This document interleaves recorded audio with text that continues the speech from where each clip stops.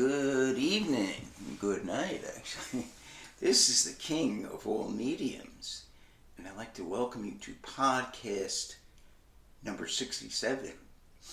And tonight's podcast is another Completist video.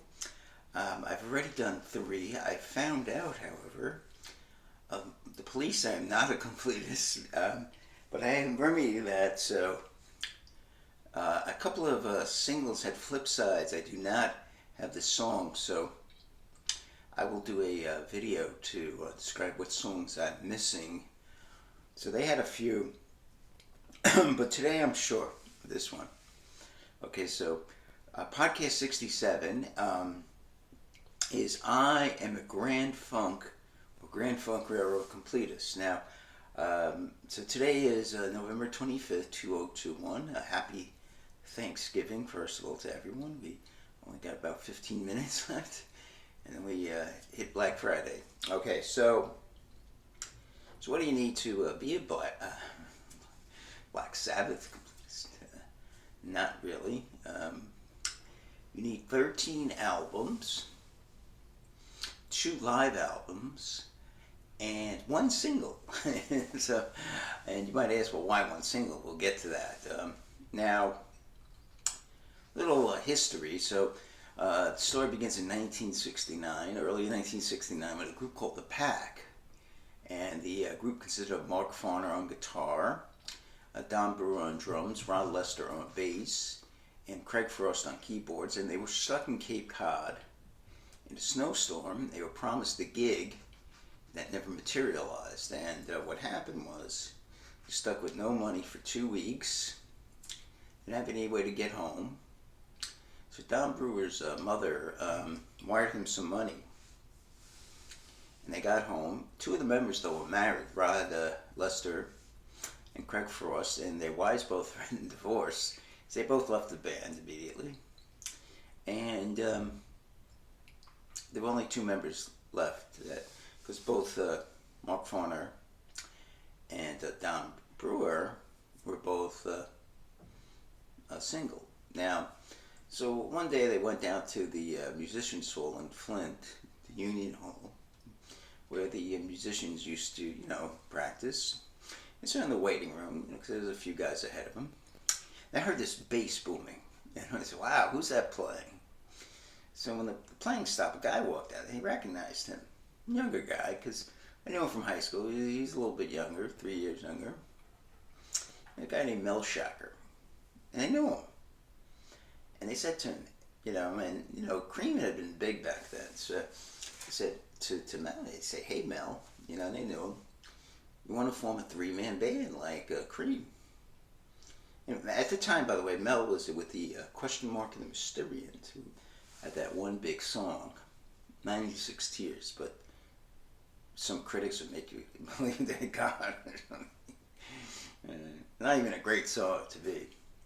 And Mel Shacker said, yeah, I'd like to get away from the Question Mark and the Mysterian, and I'd like to be with you guys. So they formed this band, and to get help, they called Terry Knight, who used to be the lead of Terry Knight in the Pack.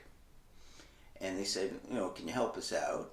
And he was at that point trying to produce bands. And he said, well, first we need to give you guys a name. He had wrote a song based on the railroad line in the area called Grand Trunk Railroad. He called it instead Grand Funk Railroad, okay? And he wrote that song, and he said, why don't you name you guys after the railroad line? He said it was a good name, Grand Funk Railroad, very catchy. And so looking for gigs, they had the Atlanta Pop Festival in 1969, and he knew a few guys, and he convinced the promoters to say, hey, this group I know, they'll play for free. And the promoters said, okay, so they put them on, and there was a big audience response, okay?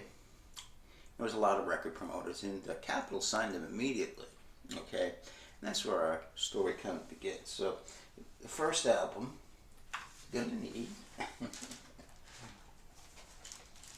is this one. Grand Funk Railroad on Time. Great album. The song most people would know of this is Heartbreaker, but a lot of the songs are great. I mean, this album to me is my favorite.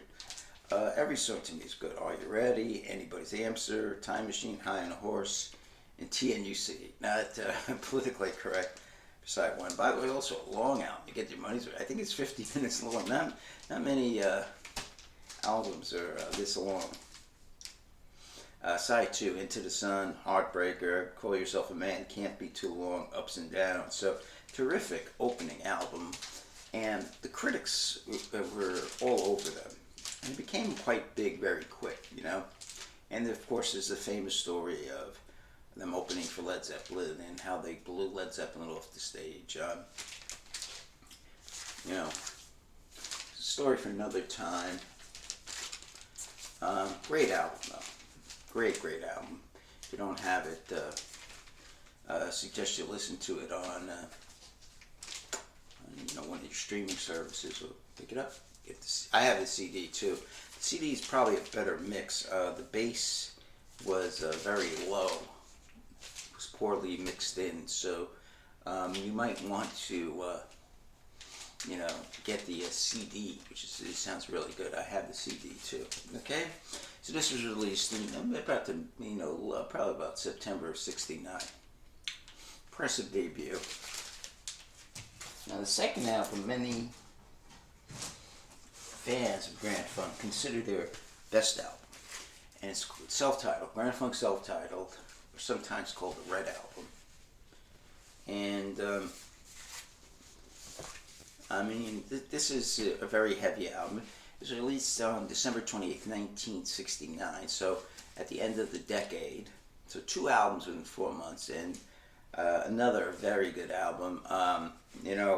Side 1 is excellent, but side 2 is phenomenal. I mean, side 1 begins, Got This Thing on the Move, Please Don't Worry, Highfalutin Woman, Mr. Limousine Driver, and In Need. Probably the best track is In Need, side 1, but side 2 is terrific.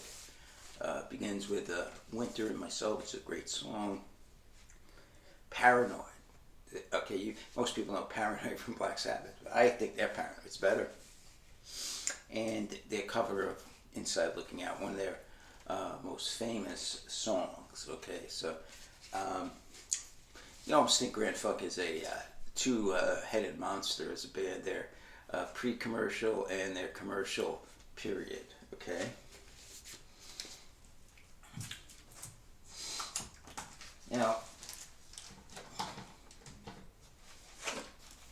Most people thought of, Grand Funk is not a band that translated well in the studio. And yeah, that's probably true. They weren't well produced. You could hear it, 1 or 2 takes, It wasn't, they didn't have George Martin producing them, so the results weren't great on record. So, the best way you could hear them is live. And this was their third album, Grand Funk Live album. So it was a strange live album in that there was no chicanery. This was it. Everything you heard was there, And double album. I think most of this was recorded at the Jacksonville Coliseum.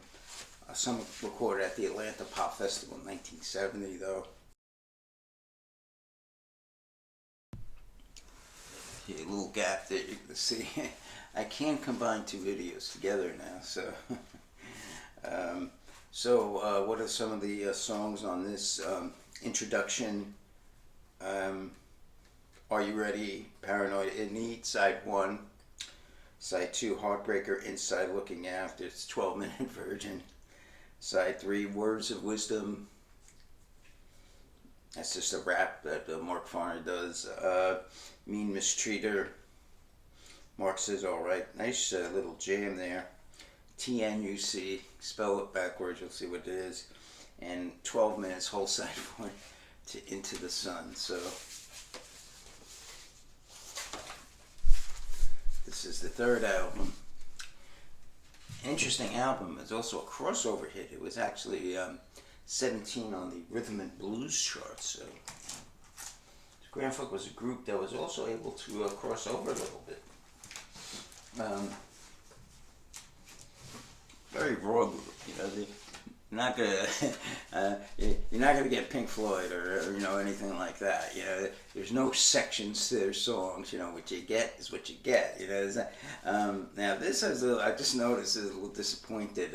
I noticed it has a barcode, which means it's probably released after 1980. There's a capital reissue, but you might have to get an original one day.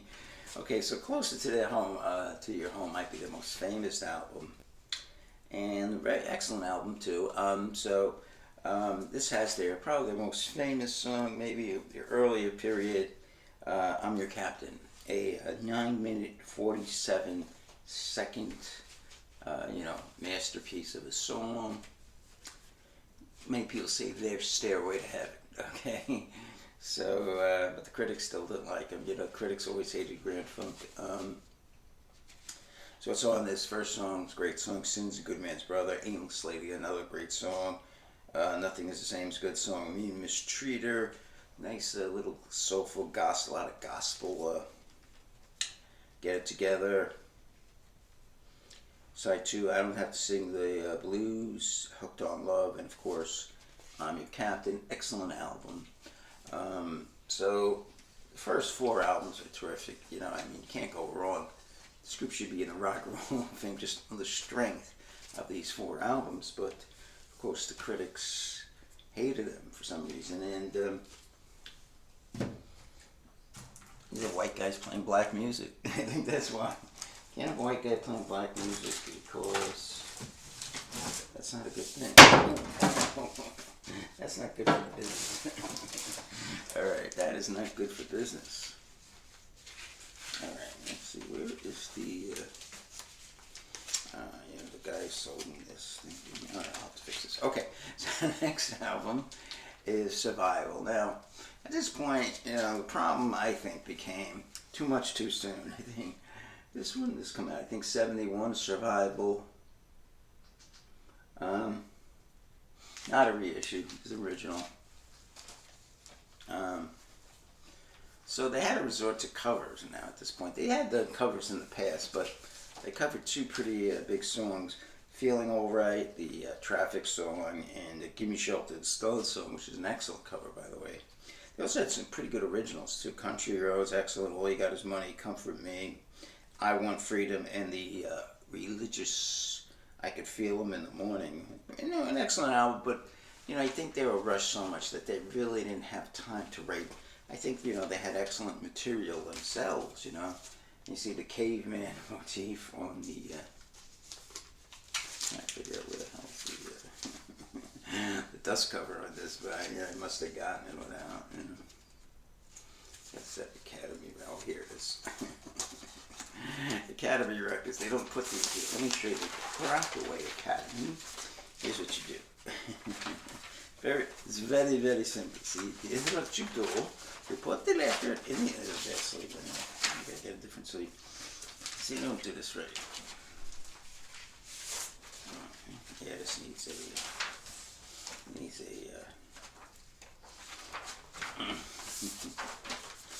Yeah.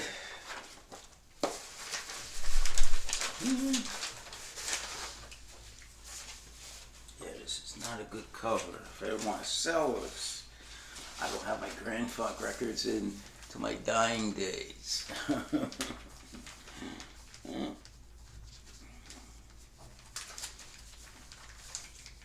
It'll be buried in my Grand Funk.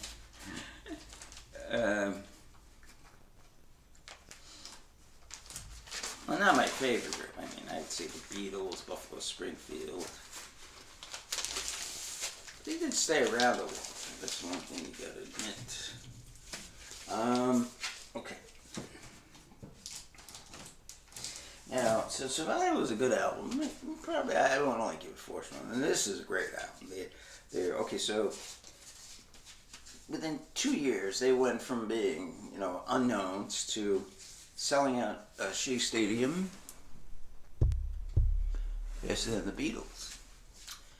And I think a lot of people hated them for that, People felt they didn't work hard, but they did. They were in the pack, every night in the pack. So a lot of people in, Mel Shacker was in Question Mark and Mysterian, so I think a lot of critics took it as, Terry Knight was, a shyster, and just it was all hype. They really didn't have, they really weren't good, but that was really untrue. And this is a great album. It's called E Pluribus Funk, and this was released in 1972, the famous Silver Coin album. A little dirty, okay. Got a picture of Shea Stadium on the back, the famous July 9th.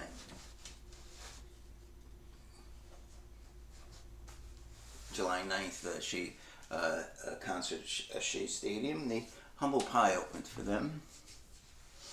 And what's on this? Footstop Music, great song. It charted. It was a top 40 hit. People, Let's Stop the War. Great song. Unbelievable fuzz bass by Milk Shacker. Upsetter. And a great song. I Come Tumbling.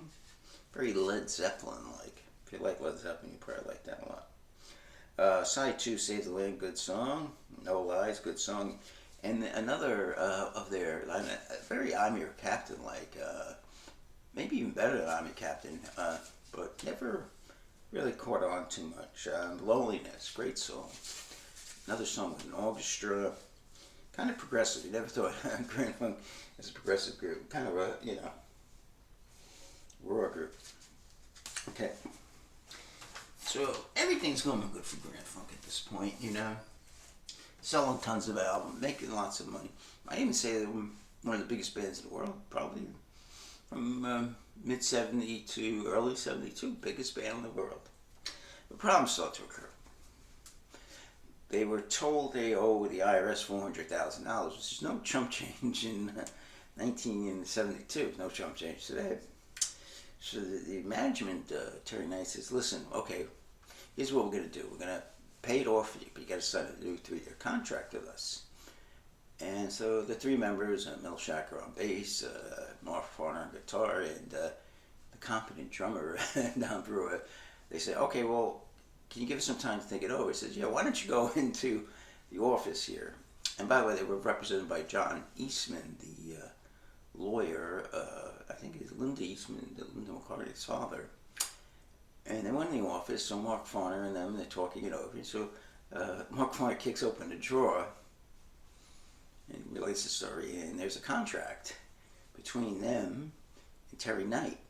And they find out that Terry Knight is getting 16%, and the three of them are getting 6%. And not only that, he's getting a commission on the 6%, just by this accident. So this caused a big problem, of course.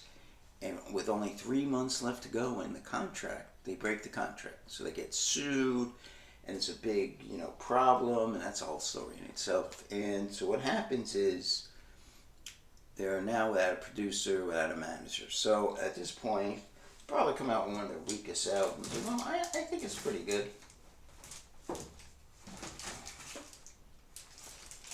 And I think I got 2 copies of this. I know which is the good one. One I know stinks.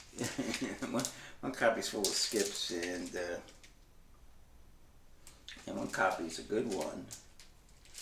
And this is called Phoenix. And there's a few good tracks on this. I think Flight of Phoenix is really a good song, and Somewhere.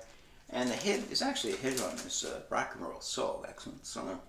But one of their weaker albums, and probably the reason, as Don Brewer has related, they didn't have a producer. They basically produced it by themselves. But, not a bad album, weak album, though, for that. Okay. Talking great fun. Greatest bands of all time.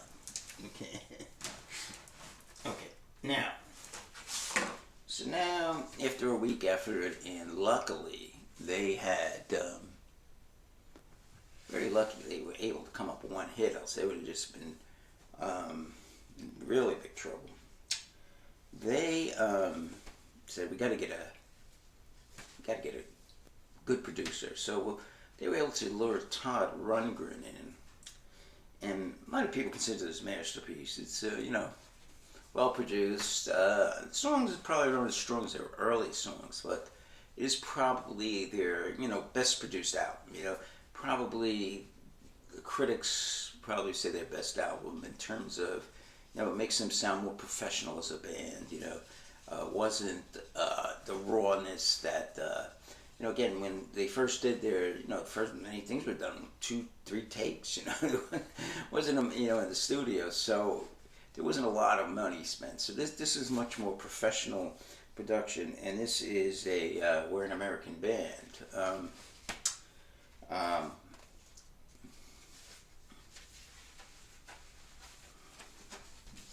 and the famous cover. One of the reasons, by the way, also what the critics hated them, Terry Knight would not let the press talk to Grand Funk. So that's another reason I hated them. So what's on this, of course, the title track was a #1 hit there first. We're an American band. Right? Stop Looking Back, good song. Creepin', great song. Black Licorice, that might not be too apropos for today. Side 1. The Railroad's a great song. Open side 2, Ain't Got Nobody, it's a good song. Walk Like a Man was a hit with top 40. And Loneliest Rider is a pretty good song. So not a bad album overall.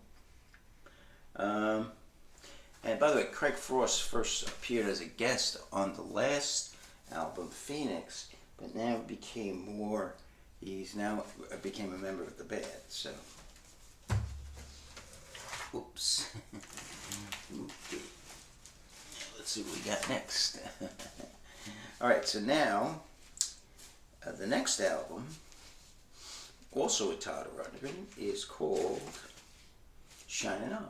Okay, now let's keep the hit Shining On, and you might notice these little in stereo here. Here's with the 3D glasses, but unfortunately the King does not have those. I actually saw in a version for $40 at the used record store, but I didn't splurge. I didn't think that would be worth it. Okay. So what's on Shining On? Where's the track list? Okay, the Shining On is the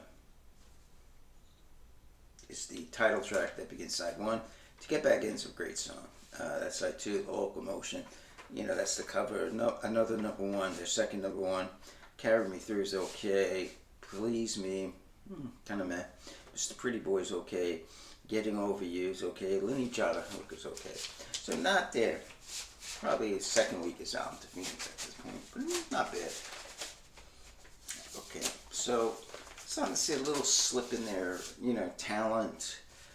They're getting better though as musicians, though. When they first started out, especially Mark Farner and Don Brewer. Mel Shackles was a great bass player. Weren't the greatest musicians, but they're very raw and they're very talented naturally, and they started to get a lot better in terms of how good they were, in terms of maturing as musicians. A lot of people always to this day say they weren't good, but they were. I just want to take a second to give a heads up to our sponsor, Pepsi Cola, choice of a new generation. Okay. All right. Now you also at this point. Now there's one thing you're also going to need. That brings in our single. Now there was a single released at this time from the album called The Locomotion, which is off the album, but on the flip side, there is a song called Destitute and Losing, which is a really good song, which probably would be one of the best songs in this album, but for some reason was not put on the album. It's a great song. It's called Destitute and Losing, and was not put on the album. Okay. Now, 1975 comes along, and what comes up? All the girls in the world beware. In these times of, I don't know, it's cancel culture. I don't know. It's probably a little too high on. Bodies of Franco Colombo, right? The shorter members of Grand Funk. And the tallest member of the Don Brewer was probably about 6'3". And Craig Frost. And so they, Arnold Schwarzenegger. Well, I really like this album. Probably got bad reviews, but it's pretty good. Side one because responsibility. Pretty good song. Running is good. Life is a good song. Look at Randy Run Run is a cover, which Howard Tate performed that, and Mark Farner was a big fan of Howard Tate. Memories is a song I really like. For some reason, a lot of people about Mark Farner's ex-wife. Side two. Now, side two is probably the better side because it has a lot of hits. The title track, "All the Girls in the World Beware," "Wild," "Good and Evil" is kind of a weird song. Not written by Mark Farner, actually. It's written by Don Brewer and Craig Frost, the keyboards. Now, the two hits come at the end. A couple of 4 and 3. And remember, Grand Funk had 4 top 10s. And "Bad Time," most played song of 1975, which Mark Farner won a BMI award for that. And "Some Kind of Wonderful," which is a cover of a Soul Brothers 6 song written by John Ellison. Okay. Now, the second live album, and I think this is one of the greatest live albums of all time. Now, it's funny because Rolling Stone gives us 1 star. Now, if this is a 1-star album, I'm married to Kim Kardashian. This is an unbelievably good album. Musicianship. So really, they updated their. I mean, every song is terrific. They do a terrific version of "I'm Your Captain," which they call "Closer to Home." The whole album. It's a double album. It's a terrific album. It's called "Caught in the Act." One of the best live albums. Trust the King on this. This is a terrific double album. Whole catalog. Great place to start listening to Grand Funk. Again, Grand Funk is a great live band. That's what they're known for. This is where you want to really hear them. And I don't know if this. My brother claims that they dubbed in Mark Farner's vocals and "Closer to Home." Okay, so foot-stopping music begins side one. Rock and roll so "Closer to Home." A great live version of "Closer to Home." Where Craig Frost uses a mellotron to create the orchestra at the end. Side two, "Heartbreaker," "Some Kind of Wonderful," "Shining On," and "A Locomotion." Side 3, "Black Licorice," "The Railroad," "We're an American Band," TNUC, there's that song again. And side 4, "Inside Looking Else," and it ends with "Give Me Shelter." Such a terrific album. This is must have. Okay. Now, for some reason, I named this album. The band started to decline. Who knows what happened? And a group that came out with such great material. For some reason, I don't know what it was. My brother, was a big Grand Funk fan, more than me. He says they're the greatest band of all time. That's going a little far. But for some reason, the group just wasn't the same. I don't know what it is. By the way, Jimmy Ianna produced all the Girls in the World Beware. He also produced this album. Not a bad album, Born to Die, but for some reason, the band was just losing it. Maybe they had made too much money, maybe weren't hungry anymore. So, what's on this? Born to Die, it's a good song. Dues, Sally, it's about Sally Kellerman. I think she's in the MASH movie. It's Mark Farner's girlfriend. I Feel for Your Love, kind of mad. Talk to the People, kind of mad. Take Me is a good song. Genevieve is a good song. Love is Dying. Politicians, good song. Good thing. Okay. So this is not a bad album, but noticeable decline in the material in this album, Born to Die. So at this point, this album did not sell well, as their other albums. And at this point, their Capitol contract was up. It was almost like they had enough. Couple of interesting things at this point. Don Brewer, who's really had a bad, that Terry Knight thing, stealing all their money, said, "I've had it. I want to become a lawyer." He did actually. He went to law school. Very smart guy. Um, Mark Farner was really bothered by disco for some reason. He thought, oh, with disco, I'm not going to make music that sounds like disco, because he thought all the music was now like he thought there was an evolution of everything. He thought that he doesn't believe in evolution. That's another stuff. He thought everything would evolve. So there was he saw punk rock. He didn't like that. The disco. He only thought there was two kinds of music, and that there would be no more rock and roll. There'd be disco and there'd be punk rock. So he didn't like that stuff. And but they did make one more album at that point, and this was called Good Singing, Good Playing. And the King's not thrilled with this album. I mean, there's a few good songs on it. Many people with Frank Zappa fans know this because Frank Zappa produced it. Don't Let 'Em Take Your Guns, probably one of the bigger songs on this. Is the name. Out to Get You is a really good song because Frank Zappa plays guitar in it, but otherwise, 99 Cent Bin. Get a little hold on it. So not their best work. Yeah, so kind of, I don't know why the story they fell off the face of the earth. So at this point they break up, and what happens is Mark Farner goes solo. He makes 2 solo albums, self-titled Mark Farner and No Frills. I have the Mark Farner album. It's probably like one good song on it, not too good. I don't know about No Frills.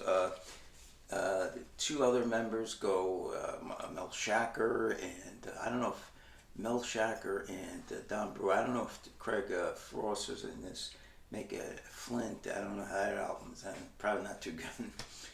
And so pretty much Grand Funk is a dead issue. And however, they do come back.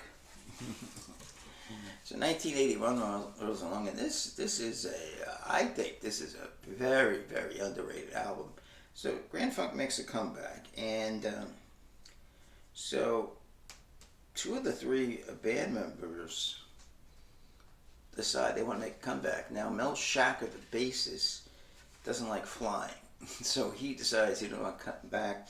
He's replaced by Dennis Bellinger, who played on one of the Mark Farner solo albums, I think No Frills, and this is called Grand Funk Lives. This is a really, really good album.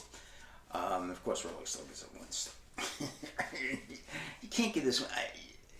This album is I give it 4 stars. It's a really good album.